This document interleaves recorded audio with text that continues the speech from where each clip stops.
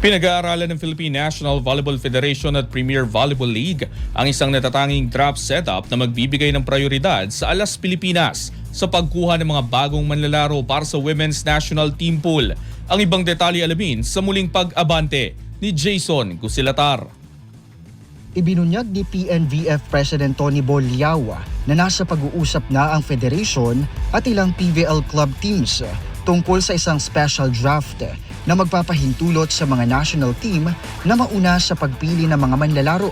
Ayon kay Liao, kung maisa sa katuparan, ang mga mapipili sa draft ay diretso nang mapupunta sa Alas Pilipinas Women's Pool, imbis na sa mga club team.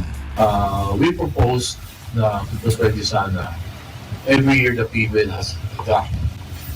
Actually, it's June.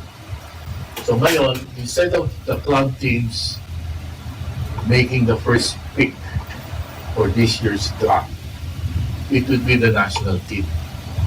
The national team under Coach Ty, which we appointed as our new coach for the Alas Women's team, he will have the first pick, whether 1, whether 12, whether 15.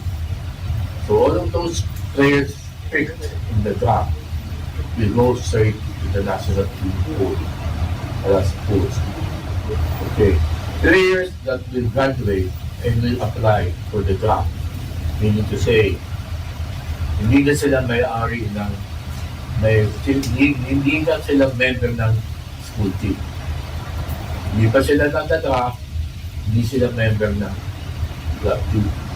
Ipinaliwanag niya na ang mga papasok sa draft ay mga graduating players na wala pang kontrata at hindi pag-aari ng anumang club, kaya posible silang diretsong mapunta sa national team.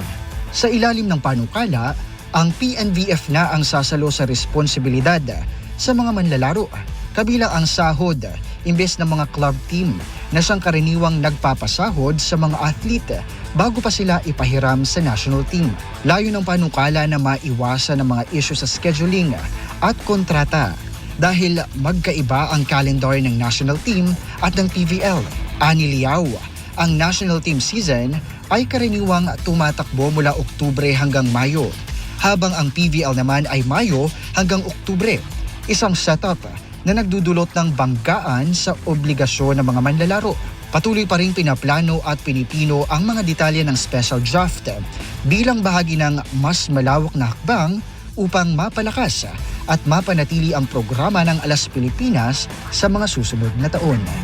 Ako si Jason Gusilatar, Abante Sports, now na.